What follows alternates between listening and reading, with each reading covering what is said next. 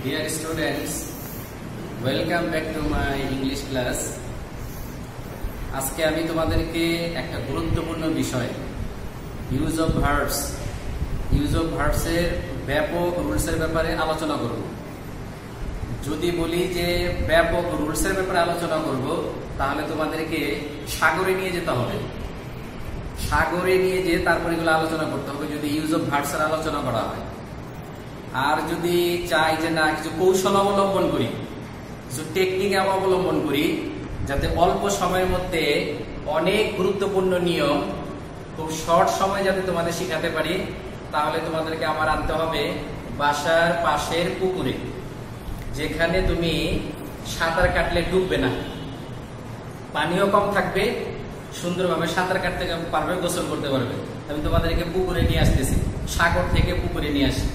তোমরা জানো যে রাইট ফর্ম অফ ভার্বের অনেক নিয়ম আছে, প্রচুর নিয়ম আছে। এই সবগুলো নিয়ম অল্প সময় কভার করা সম্ভব না। এই কারণে আমি চিন্তা করলাম যে যতগুলো কারণে ভার্বের মূল ফর্ম বসে, ভার্বের পরিবর্তন হয় না, ওগুলোকে একদিকে নিয়ে আসি। আর যতগুলো কারণে পরীক্ষায় ভার্বের সাথে আইএনজি যোগ হয়, ওটাকে এক ফর্মে নিয়ে আসি। যতগুলো কারণে ভার্বের পাস্ট টেন্স হয়, ওটাকে এক ফর্মে নিয়ে আসি। মোটামুটি এই তিনটা গুরুত্বপূর্ণ নিয়ম আজকে আমি বেশি আলোচনা করব। রুল কিন্তু তিনটা না, তিনটা ফরম্যাটে নিয়ে আসছি। বি কেয়ারফুল, রুল কিন্তু তিনটা না, অনেকগুলো রুল। সাগরটাকে পুকুরে নিয়ে আসছি এই রুলস নিয়ে। তো ভার্বকে বলা হয় একটা বাক্যের প্রাণ। ভার্বই যদি না থাকে তাহলে সেটা সেন্টেন্স হয় না। তুমি সিম্পলি একটা ভার্ব দিয়েও সেন্টেন্সের ভাব প্রকাশ করতে পারো। যেমন তুমি যদি বলো কাম, ইম্পারেটিভ সেন্টেন্স হয়ে গেছে। গো, ইম্পারেটিভ সেন্টেন্স, এটা হয়ে গেছে বাক্য, ইম্পারেটিভ সেন্টেন্স। তাহলে শুধু একটা ভার্ব দিয়েও বাক্যের অর্থ প্রকাশ করা যায়। এই কারণে ভার্বকে বলা হয় verb is the life of a sentence.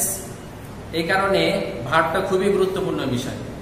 তো যেহেতু আমার এই টপিকটা একটু ব্যাপক, তা আমি কথা না বাড়িয়ে মূল আলোচনায় চলে আসি। বোর্ডে আসো, দেখো ওখানে লেখা আছে রাইট ফর্মস অফ ভার্বস, ভার্বের সঠিক ব্যবহার। এর প্রথম রুলটা হলো এখানে যে যে কারণে মূল ভার্ব বসে, যে কারণে মূল ভার্ব বসে। প্রথম কারণটা হলো সিম্পল প্রেজেন্ট টেন্সে থার্ড পারসন সিঙ্গুলার নাম্বার বাদ দিয়ে, এটাকে বাদ দিতে হবে। থার্ড পারসন সিঙ্গুলার নাম্বার বাদ দিয়ে সকল ক্ষেত্রে মূল ভার্ব বসে। আর দ্বিতীয় কারণটা হলো যে কোনো মডেল ভার্বস এর পরে মূল ভার্ব বসে। অ্যাক্টিভ ভয়েস হতে হবে, অ্যাক্টিভ ভয়েসে মডেল ভার্বের পর মূল ফর্ম বসে, প্যাসিভ হলে হবে না। আরেকটা হলো টু এর পর মূল ভার্ব হতে পারে। এখন এই যে তিনটা বিষয় যে আলোচনা করা হলো, এই তিনটা বিষয়কে আমি আরেকটু পরিষ্কার করি তোমাদের পাশে। সিম্পল প্রেজেন্ট টেন্সে থার্ড পারসন সিঙ্গুলার নাম্বার হলে ভার্বের সাথে এস, ইএস, আইএস হবে। আর যদি থার্ড পারসন সিঙ্গুলার নাম্বার না থাকে, যাই থাকুক পৃথিবীতে, যে কোনো সাবজেক্টে থাকুক, তুমি শুধু তিনটা জিনিস বাদ দাও। আই, ইউ, প্লুরাল নাম্বার বহুবচন, সাবজেক্ট আই, ইউ, বহুবচন। এই তিন ধরনের সাবজেক্ট হলে সিম্পল প্রেজেন্ট টেন্সে ভার্বের কোনো পরিবর্তন হবে না। এত ডিটেইলসে যাওয়ার দরকার নাই। তো তিনটা শব্দকে মনে রাখো না। কি কি তিনটা শব্দ? আই, ইউ এবং প্লুরাল নাম্বার বহুবচন।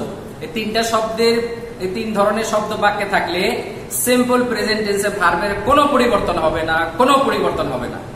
এই তিনটা সাবজেক্টের বাইরে অন্য যে কোনো সাবজেক্ট থাকুক, তখন ভার্বের সাথে এস, ইএস, আইএস বসবে। কখন এস, কখন ইএস, কখন আইএস বসে, এটা আমার আগের ক্লাসে আলোচনা করা হয়ে গেছে। এটার আমি দ্বিতীয়বার আলোচনায় আসতেছি না।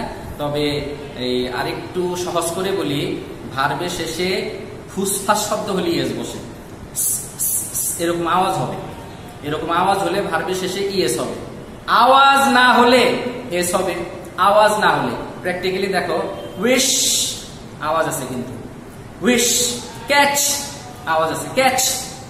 ফেচ, রাশ, শেষে আওয়াজ আছে, এই আওয়াজ থাকার কারণে ইয়েস হবে। আওয়াজ নাই, রেড, আওয়াজ নাই, এস দাও। মেক, আওয়াজ নাই, এস দাও। আওয়াজ না হলে আর ভার্বের শেষেও থাকলেও তো ইয়েস হবে। এগুলো আগে আলোচনা করে হয়েছে, ওগুলো আলোচনা করার আমি যাচ্ছি না, আবার বোর্ডে চলে আসি। দেখো এখানে এই যে বাক্যটা আছে এখানে, I avoid by my elders, আমি আমার বড়দেরকে মেনে চলি, আমি আমার বড়দেরকে শ্রদ্ধা করি, তাদেরকে আমি মেনে চলি। এখানে আই আছে, আয়ের কারণে, এটা সিম্পল প্রেজেন্ট টেন্স, আয়ের কারণে ভার্বের চেঞ্জ হয়নি, আয়ের কারণে ভার্বের চেঞ্জ হয়নি। উই অবে আওয়ার সুপিরিয়র্স, আমরা আমাদের বয়োজ্যেষ্ঠদেরকে মেনে চলি, মান্য করি। উইটা হলো প্লুরাল নাম্বার, প্লুরাল নাম্বার হওয়ার কারণে অবের চেঞ্জ হয়নি।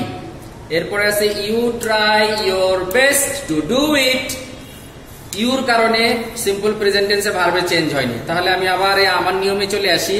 নিয়মটা হলো সিম্পল প্রেজেন্ট টেন্সে আই থাকলে, ইউ থাকলে আর বহুবচন থাকলে ভার্বের কোনো পরিবর্তন হয় না, পরিবর্তন হয়নি, তিনটার একটা পরিবর্তন হয়নি। ঠিক একইভাবে বার্ডস ফ্লাই ফ্রিলি, বার্ডস বহুবচন, এই কারণে ফ্লাইয়ের কোনো পরিবর্তন হয়নি। আবার এখানে দেখো যেটা ওই বাদ দিয়ে করতে বলছিলাম ওইটার আলোচনা, a good teacher ডিসকভার্স the latent talent of a student, একজন ভালো শিক্ষক ছাত্রের ভিতরে যে সুপ্ত প্রতিভা থাকে, ছাত্রের ভিতরে যে সুপ্ত প্রতিভা থাকে ওটাকে বের করার চেষ্টা করে। একজন ভালো শিক্ষকের সান্নিধ্যে যদি কোনো শিক্ষার্থী আসে তাহলে তার ভিতরে যে প্রতিভা আছে ওটা বিকশিত হবে। রিমেম্বার ইট, অনেক ছাত্রছাত্রীর ভিতরে প্রতিভা থাকে কিন্তু উপযুক্ত পরিবেশ, উপযুক্ত সান্নিধ্য, উপযুক্ত পরিবেশ এবং সান্নিধ্য না পাওয়ার কারণে তার প্রতিভাটা বিকশিত হয় না। ওই ছোটবেলায় দেখতাম পেপারের মধ্যে একটা লাইন আসতো, একটা টপিকস এরকম থাকতো, আমি বন ফুল গো। তো ওখানে আলোচনা হতো যে বনাঞ্চলে অনেক ফুল গাছ আছে, অনেক ফুল গাছ আছে যেগুলো প্রস্ফুটিত হওয়ার আগেই ঝরে পড়ে, প্রাকৃতিক দুর্যোগের কারণে, পশু পাখির পায়ের চাপা পড়ে ফুটার আর সুযোগ পায় না। ঠিক একইভাবে আমাদের সমাজে এমন কিছু স্টুডেন্ট আছে, এমন কিছু শিক্ষার্থী আছে যারা উপযুক্ত পরিবেশ না পাওয়ার কারণে, উপযুক্ত সান্নিধ্য না পাওয়ার কারণে, প্রপার গাইডেন্স না পাওয়ার কারণে প্রতিভা বিকশিত হতে পারে না, প্রতিভা নষ্ট হয়ে যায়। ও কথাটা এখানে বলছে যে ভালো শিক্ষক হলে প্রতিভাকে বিকশিত করে। তাহলে এ গুড টিচার, এই যে এখানে যে সাবজেক্টটা, এটা আই না, এটা বহুবচন না, এটা ইউ না, এটা আই না, বহুবচন না, ইউ না, এই কারণে ভার্বের সাথে এস হলো, ভার্বের সাথে এস হলো। আর দেখো ডিসকভার, ভার্বের সাথে কোনো আওয়াজ নাই, ডিসকভার আওয়াজ নাই, এই কারণে এস হলো ডিসকভার্স। আবার এখানে everybody wishes to be happy, সবাই সুখী হতে চায়। এভরিবডি হলো থার্ড পারসন সিঙ্গুলার নাম্বার, এই কারণে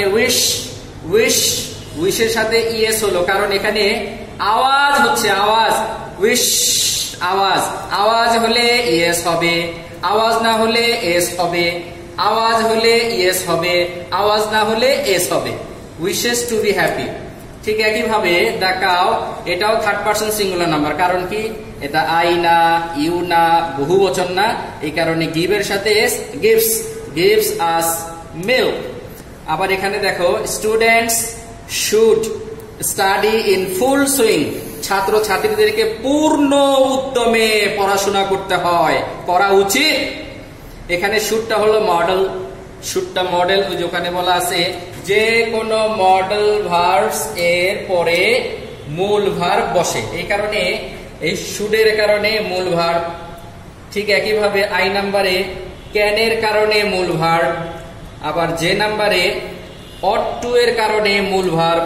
you ought to give up your bad habits, তোমার বদ অভ্যাসকে ত্যাগ করা উচিত, তাহলে এখানে ought to এর কারণে মূল ভার্ব।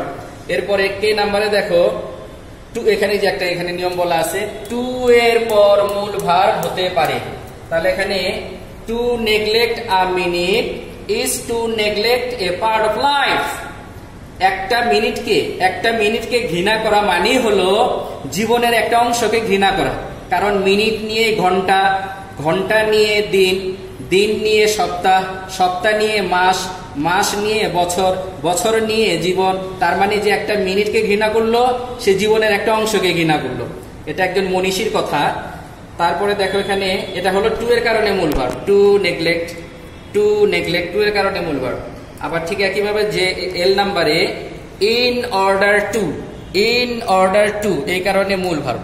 এখানে তোমাদের একটা কথা ক্লিয়ার করে নিই আমি যে এখানে বললাম যে টু এর পর মূল ভার্ব বসে, টু এর পর মূল ভার্ব বসে যে কথাটা বললাম, আমি অনেক জানা শোনা লোককে, অনেক জানা শোনা লোকে, ছাত্ররা তো ভুল করবে, এটা ছাত্রদের বৈশিষ্ট্য। এর বাইরে অনেককে আমি দেখেছি ইন অর্ডার টুর পরে ভার্বের সাথে আইএনজি দিতে, কারণ in order to K phrase মনে করে ভার্বের সাথে আইএনজি দিচ্ছে। খেয়াল রাখতে হবে টু এর পরে মূল ভার্ব হবে ঠিক আছে, কিন্তু কিছু কিছু ক্ষেত্রে ফ্রেজ আছে, কিছু ফ্রেজ ওগুলোর পরে টু থাকলে মূল ভার্ব হবে না, ওগুলোর পরে তখন আবার আইএনজি হবে, টু থাকা সত্ত্বেও আইএনজি হবে। ওগুলোর নিয়ম পরবর্তীতে আসতেছে। তাহলে মনে রাখবা যে টু থাকলেই মূল ভার্ব হবে এমনটা নয়। টু যদি ইনফিনিটিভ হয়, ইনফিনিটিভ, টু যদি ইনফিনিটিভ হয় তাহলে মূল ভার্ব হবে। আর টু যদি ইনফিনিটিভ না হয়ে ফ্রেজের অংশ হয় বা প্রিপজিশনের মতো কাজ করে, তাহলে অবশ্যই টু থাকা সত্ত্বেও ভার্বের সাথে আইএনজি যোগ হবে। এই হলো 1 নম্বরে মোটামুটি আলোচনা। এরপর আমরা 2 নাম্বার রুলস আবার এখন যাব, 2 নম্বরের ডিটেইলস আলোচনা করা হবে। ডিয়ার লার্নার্স, 1 নাম্বার রুল নিয়ে তো আলোচনা হলো, এখন 2 নাম্বার নিয়ে আলোচনা করতেছি। 2 নাম্বার নিয়মে আছে যে আমরা কোন কোন সময়ে ভার্বের সাথে আইএনজি যোগ করব। পরীক্ষাতে এমন কতগুলো সেন্টেন্সের মধ্যে এমন কতগুলো ক্লজ পাওয়া যায় তখন ওই ভার্বের সাথে আইএনজি যোগ করতে হয়। তোমরা সিম্পলি জানো present continuous, past continuous, future continuous, তার মানে হলো কন্টিনিউয়াস। কন্টিনিউয়াস টেন্স হলে am, is, are, was, were, be এগুলোর পরে ভার্বের সাথে আইএনজি হবে। এই একটা কারণ। যে কোনো প্রিপজিশনের পরে ভার্বের সাথে আইএনজি হবে, যে কোনো প্রিপজিশন থাকলে।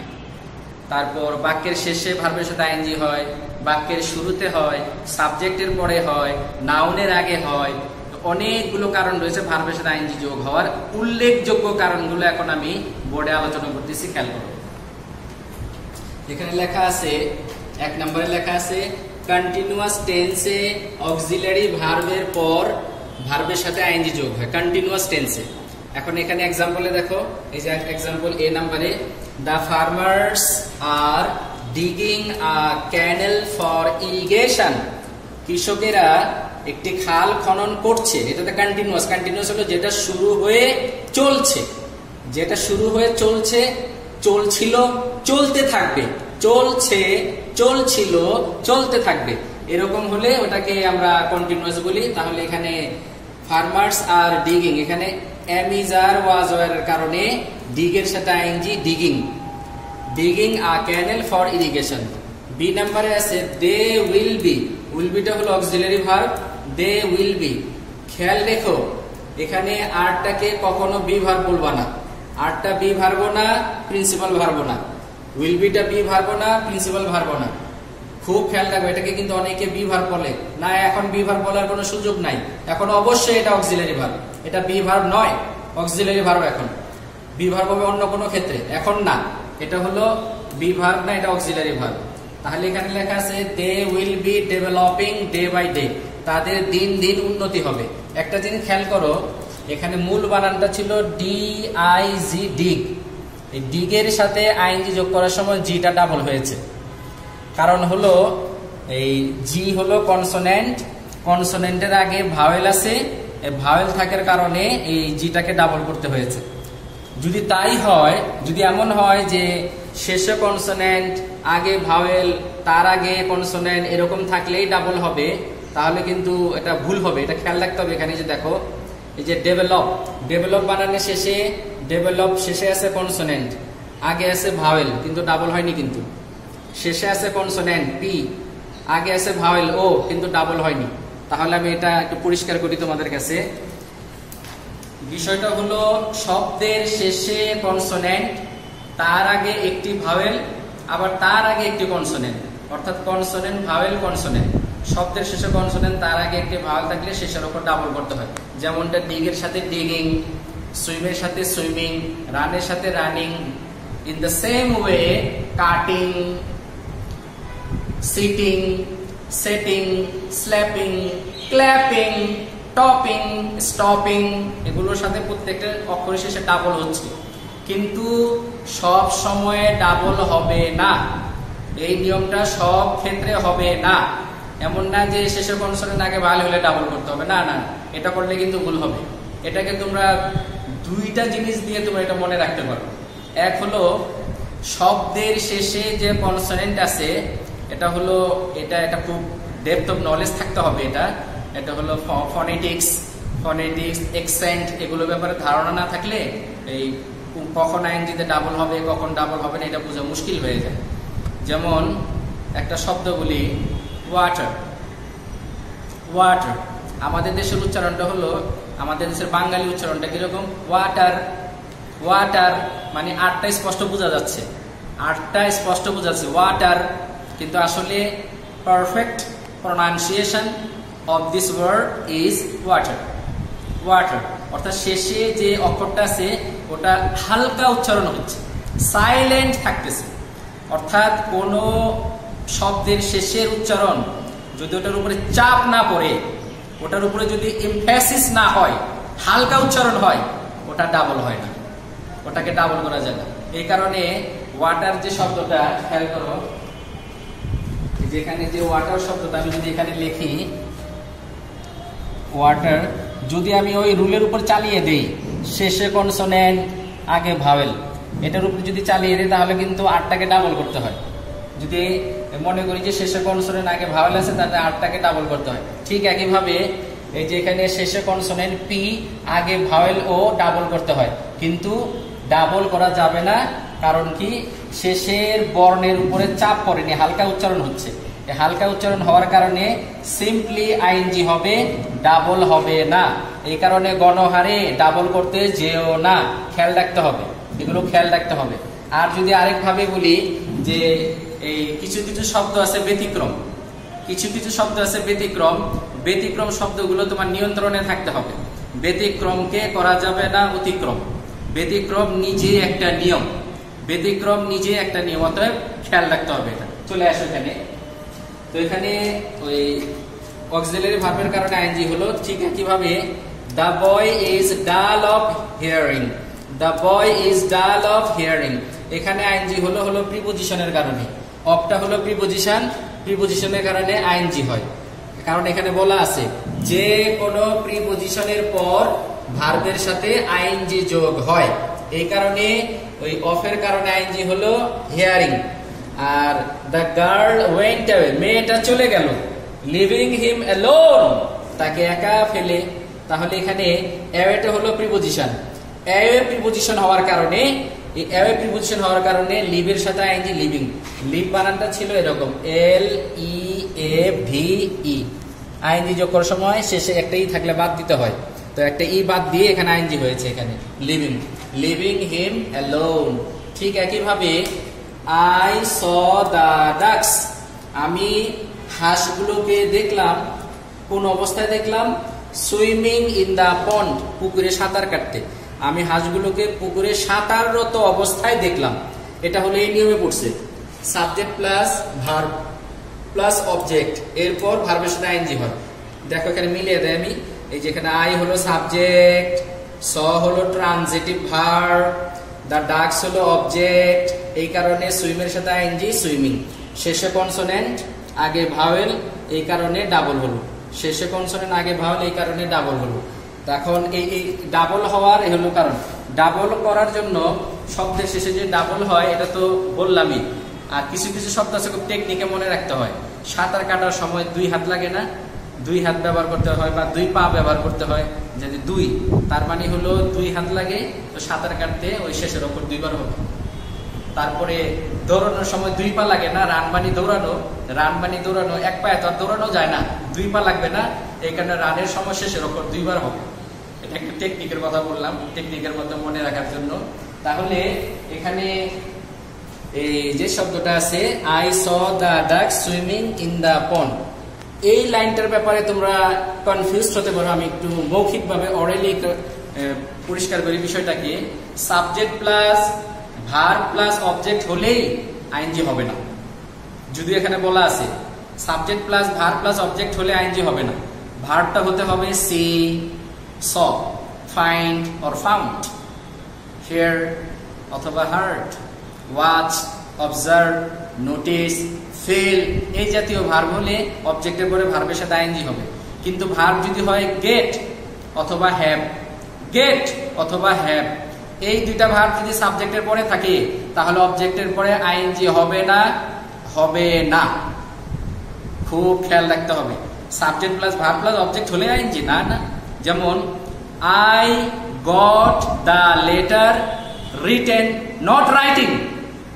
আই গট দ্য লেটার, আইটা হলো সাবজেক্ট, গট হলো verb. I got the letter object, ওখানে কিন্তু রাইটিং বলি নেই, রিটেন বলছি। I got the letter written, I got the letter posted, I got the letter written আর পোস্টেড পাস্ট পার্টিসিপল। ঠিক একইভাবে Della had her hair, Della had her hair cut. যখন আমি এইচএসসি তে পড়তাম তখন the gift of the missile, ওটাতে এই লাইনটা ছিল, হুবহু এই লাইনটা। Della got her hair cut, Della had her hair cut, Della had her hair cut. এখানে ওই সাবজেক্টের পরে হ্যাড থাকার কারণে, হ্যাডটা আসছে হ্যাড থেকে, ওই হ্যাড থাকার কারণে অবজেক্টের পরে কিন্তু আইএনজি হয়নি। বাক্যটা কিন্তু এমন হয় নাই Della had her hair cutting, cutting not fitting, cutting is not fitting. হ্যাঁ, কাটিং লেখা যাবে না, লিখতে হবে হলো কাট। এখানে তোমার কাছে মনে হতে পারে বাক্যটা কি এইভাবে লিখলে ভালো হতো না? কিভাবে লিখলে? Della had cut her hair, Della had cut her hair. অথচ বাক্যটাকে আমি বলতেছি ডেলা হ্যাড হার হেয়ার কাট। দুইটার মধ্যে পার্থক্য আছে। প্রথমটা হলো ডেলা হ্যাড হার হেয়ার কাট, ডেলা নিজের চুল নিজে কাটেনি, কারো মাধ্যমে কাটিয়ে নিয়েছে। আর ডেলা হ্যাড কাট হার হেয়ার, এটা হলো নিজেরটা নিজে করেছে। Be careful. কর্তা যখন নিজে কোনো কাজ করে তখন এক ফল, কর্তা যখন অন্যের মাধ্যমে কোনো কাজ করে তখন আরেকটা ফল। তোমাদের জ্ঞাতার্থে বলি, জানার জন্য বলি, যেমন টিচ শিখানো, লার্ন শিখা, ইট নিজে খাওয়া, ফিড খাওয়ানো, সি নিজে দেখা, শো দেখানো। ইংরেজিতে এমন অনেক ভার্ব আছে এই দুই ধরনের মিনিং নাই, দুই ধরনের মিনিং নাই। তো দুই ধরনের মিনিং যে নাই, তাহলে কি মানুষ আমরা আমাদের মনের ভাব প্রকাশ করব না? আমরা কি মনের ভাব প্রকাশ করব না? অবশ্যই করব। এখন তুমি যদি বলো যে আমি আমার হোমওয়ার্ক নিজে করি, তাহলে তোমাকে এইভাবে ইংরেজি বলতে হয় আই ডু মাই হোমওয়ার্ক। এটা নিজেরটা নিজে করতেছো, কিন্তু বাই দা বাই তুমি তোমার হোমওয়ার্কটা টিচারকে দিয়ে করাচ্ছ, টিচারকে দিয়ে তোমার হোমওয়ার্ক করাচ্ছ, তুমি নিজে করতেছো না, টিচারকে দিয়ে। তাহলে I do my teacher homework হলো? হাজার চেষ্টা করলেও হবে না। অথবা I do my homework the teacher, গোরান ডিম, কিছুই হয়নি। তার মানে হলো তোমাকে ওই ফরম্যাটে আসতে হবে, সাবজেক্ট প্লাস গেট অথবা হ্যাভ। দেখো এখন ওই ফরম্যাটে বাক্যটা বলি, I usually get my homework done, done by my teacher. শিক্ষকের মাধ্যমে পড়াচ্ছে, এই জন্য ওখানে গেট থেকে গট আসলো। আই হ্যাড মাই হোমওয়ার্ক ডান, অর্থাৎ কর্তা যখন নিজে কাজ করে তাহলে এক ধরনের ফর্ম, আর কর্তা যখন অন্যের মাধ্যমে কোনো কাজ করায় তাহলে অবশ্যই সাবজেক্টের পরে get, got, gets, have, has, had, এর বাইরে যাওয়া যাবে না। এগুলো খেয়াল করতে হবে। আরেকটা ফর্ম আছে সাবজেক্টের পরে মেক বা লেট, মেক বা লেট এবং অবজেক্ট, এরপরে আইএনজি দিলেও হবে না, পাস্ট পার্টিসিপল করলেও হবে না। আইএনজি দিলেও হবে না, পাস্ট পার্টিসিপল করলেও হবে না। অর্থাৎ ওই যে বললাম I saw the farmers digging the canal, ING. আবার বললাম Della had her hair cut, I had the letter posted, প্রথমটাই দিলাম আইএনজি, পরেরটা দিলাম পাস্ট পার্টিসিপল। আবার এখন বলতেছি যে আইএনজি দিলে হবে না, পাস্ট পার্টিসিপল হবে না, মূল ফর্ম। যেমন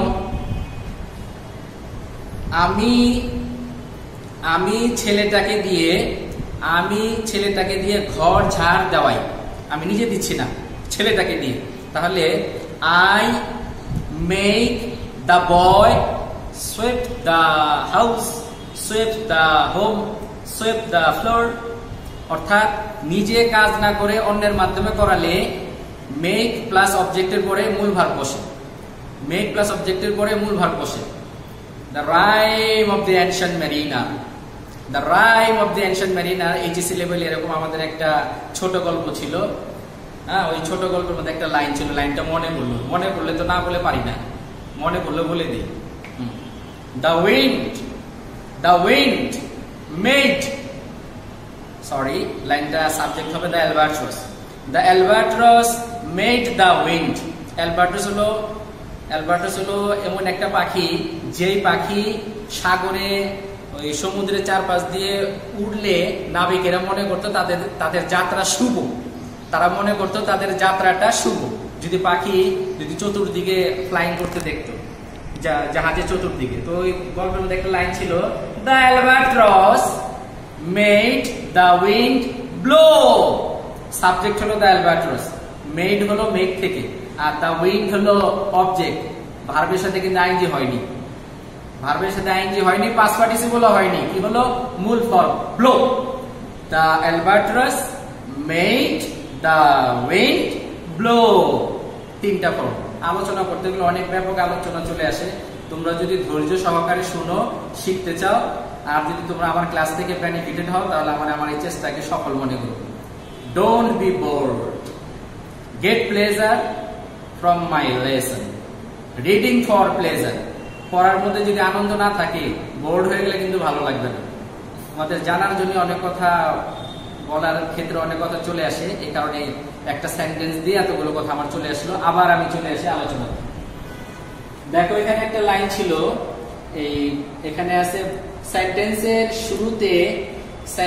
শুরুতে ভার্ব প্লাস আইএনজি বসে। আবার এখানে তারকা চিহ্ন দিয়ে বলা আছে ব্যতিক্রম আছে। আচ্ছা, সেন্টেন্সের শুরুতে এক্সাম্পলে চলে আসি। এখানে সি এর সাথে আইএনজি, সিং ইজ বিলিভিং, দেখাই বিশ্বাস করা, দেখলেই বিশ্বাস হয়, সিং ইজ বিলিভিং। বাক্যের শুরুতে এই কারণে সি এর সাথে আইএনজি সিং।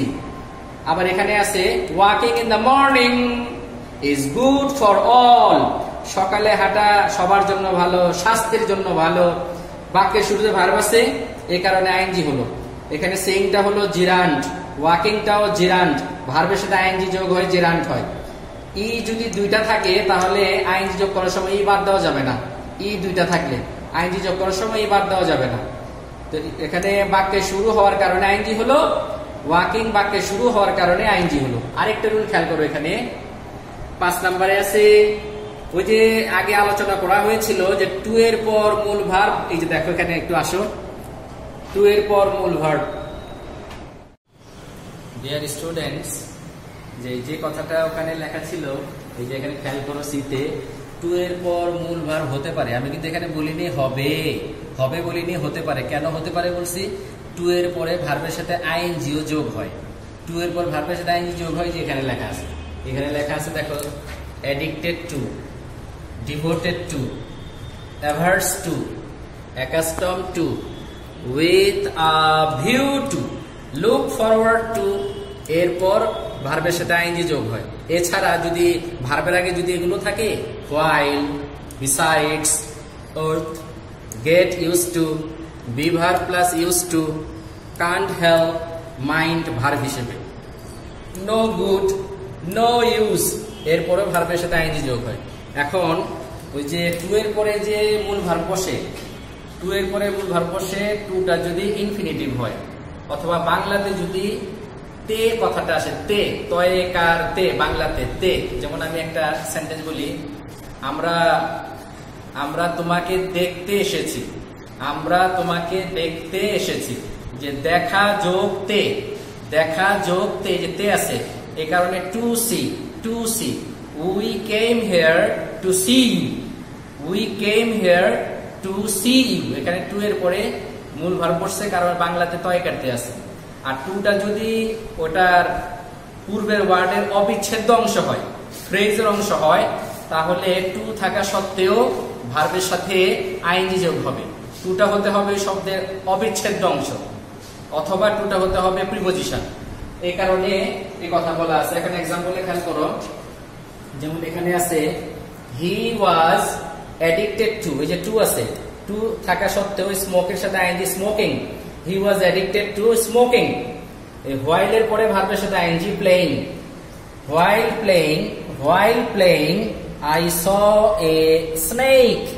এখানে হোয়াইল এর পরে যদি আবার সাবজেক্ট থাকে, যদি এরকম থাকতো হোয়াইল আই, তাহলে কিন্তু আইএনজির আগে অক্সিলারি ভার্ব দিতে হবে। হোয়াইল আই ওয়াজ লাগবে তখন। While I was playing I saw snake. শুধু হোয়াইল এর পরে সরাসরি আইএনজি, আর হোয়াইল এর পরে সাবজেক্ট থাকলে অক্সিলারি ভার্ব এনে এরপর আইএনজি দিতে হবে।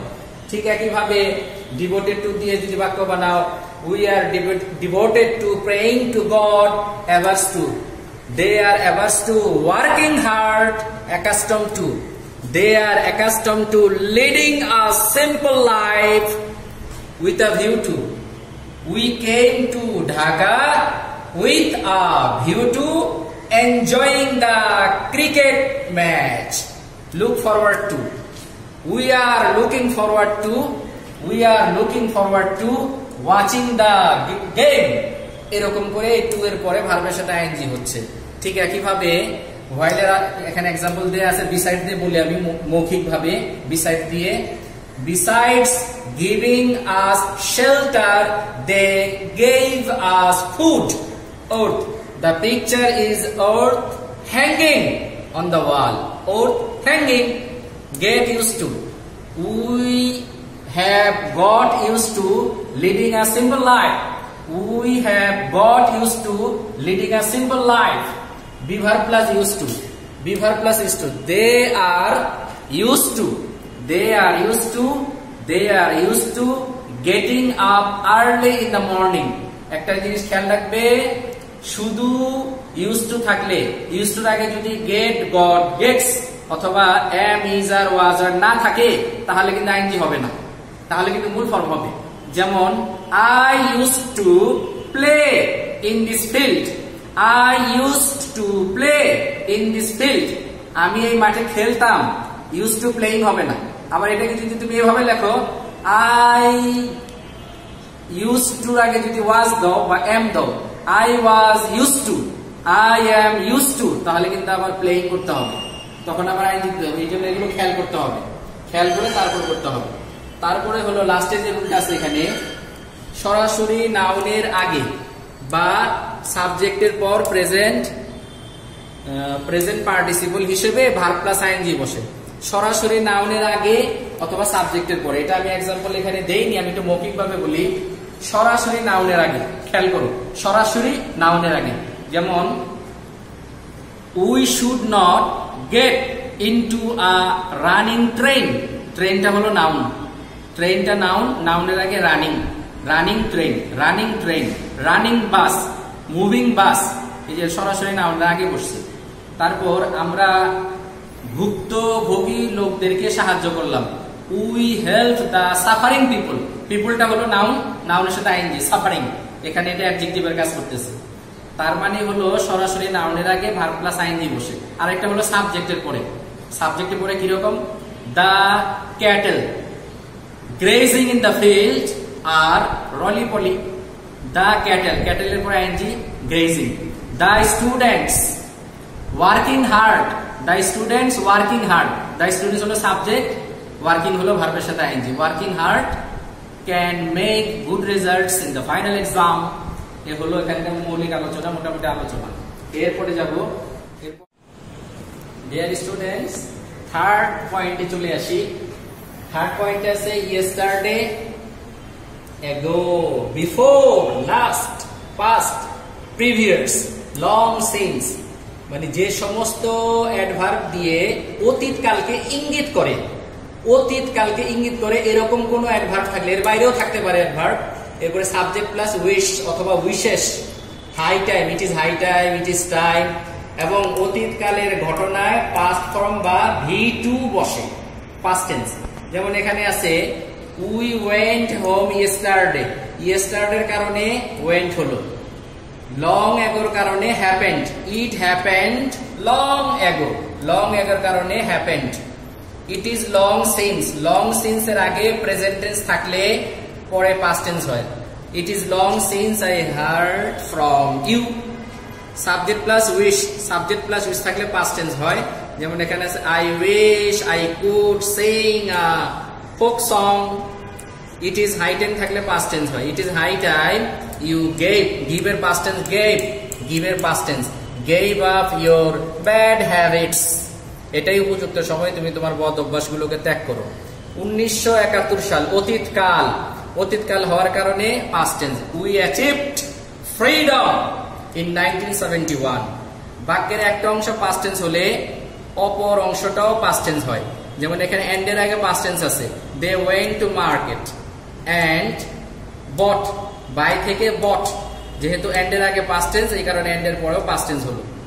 ঠিক এগুলো এই সমস্ত রুলস এর বাইরেও আরো গুরুত্বপূর্ণ কিছু নিয়ম আছে। যেমন এখানে বলা আছে তারকা চিহ্ন দিয়ে, ফিউচার টেন্স হলে উইল প্লাস মূল ভার্ব হবে। I will go to my village tomorrow. I will go to my village tomorrow. আমি আগামীকাল গ্রামে যাব, এটা ফিউচার বোঝাচ্ছে, তখন উইল প্লাস মূল ভার্ব হবে। আবার পারফেক্ট টেন্স, প্রেজেন্ট পারফেক্ট হোক, পাস্ট পারফেক্ট অথবা ফিউচার পারফেক্ট। প্রেজেন্ট পারফেক্টে হবে হ্যাভ বা হ্যাজ, আর পাস্ট পারফেক্টে হয় হ্যাড, তখন হ্যাভ বা হ্যাজ অথবা হ্যাড এর পরে ভার্বের পাস্ট পার্টিসিপল হবে। I have done my homework. I have made a garden. I have decided what to do. Has দিয়ে God has created this world. God has created this world. She has written me a letter. She has written me a letter. He has sent me a message.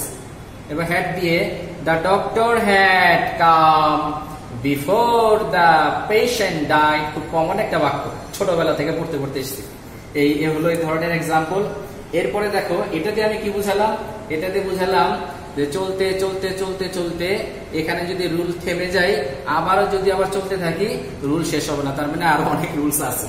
মৌলিক rules গুলো, অনেকগুলো rules আমি 3টা ফরম্যাটের মধ্যে নিয়ে আসছি। তোমরা মনোযোগ সহকারে এগুলো বোঝার চেষ্টা করো। পৃথিবীতে কঠিন বলতে কোনো কিছু নাই, চেষ্টা করলেই সহজ। একটা সময় ছিল যে লোহা, এখনো তো একটা সময় বললে ভুল হবে, এখনো লোহার বৈশিষ্ট্য হলো লোহা পানিতে ছেড়ে দিলে ডুবে যায়, আকাশের দিকে ছুঁড়ে মারলে তখন আবার ওটা নিচের দিকে পড়ে যায় বিকজ অফ গ্র্যাভিটেশন পাওয়ার। কিন্তু মানুষ চেষ্টা করার কারণে, মেহনত করার কারণে লোহা পানিতে ভাসতেছে, লোহা আকাশে উঠতেছে, টাইটানিকের মতো বড় বড় জাহাজ পানিতে ভাসতেছে, বড় বড় জাহাজ, পুরো জাহাজ আকাশের মধ্যে উঠতেছে, লৌহ জাতীয় লোহা উঠতেছে। এটা মানুষের মেহনতের ফসল, চেষ্টার ফসল। চেষ্টা করলে সবকিছু সম্ভব। কারণ আমি এর আগে তোমাদের বলেছি, everything on earth is hard before it can be easy. পৃথিবীতে যে কোনো জিনিসই সহজ হওয়ার আগে কঠিন থাকে। তুমি যে পর্যন্ত চেষ্টা না করে এটাকে সহজ করবে না, ওই পর্যন্ত এটা কঠিনই থাকবে। অতএব let it be easy by your attempts, relentless attempts. চেষ্টা করতে হবে। এই পর্যন্ত যে গ্রামাটিক্যাল যে আলোচনা হলো ভার্বের, এগুলো যে কোনো ক্লাসের ছেলে মেয়েদেরই কাজে লাগবে, যে কোনো ক্লাসের ছেলে মেয়েদেরই এগুলো কাজে লাগবে। তো বিশেষ করে এই ক্লাসটা হলো আজকে করা হয়েছে যারা পরীক্ষার্থী যারা আছে তাদের জন্য, বিশেষ করে ক্লাসটাকে করা হয়েছে। তোমরা গুরুত্ব সহকারে এই রুলস গুলো বাসায় প্র্যাকটিস করবে, আর এই রুলস অনুযায়ী বোর্ডের এক্সাম্পল গুলো নিজেরা করার চেষ্টা করবে। বিগত বছরের বোর্ডের এক্সাম্পল, বোর্ডে যেগুলো আসছে। আর তোমাদের যারা সামনে বোর্ডে এইচএসসি পরীক্ষা দিচ্ছ, বোর্ডে যারা সামনে এইচএসসি পরীক্ষা দিচ্ছ, তাদের কিছু গুরুত্বপূর্ণ কিছু কাজ এখানে দেওয়া আছে। এখানে শুধু তাদের জন্য যারা বোর্ডে এইচএসসি পরীক্ষা দিবে যারা, তাদের জন্য কম্পোজিশন খুব important. Wonders of modern science, students and social services, population problem in Bangladesh, এই তিনটা কম্পোজিশন ভাষায় রপ্ত করার চেষ্টা করবে, আয়ত্ত করার চেষ্টা করবে। বানিয়ে লিখতে পারলে তো কোনো কথাই নাই, আর না পারলে তো মুখস্থ করতে হবে।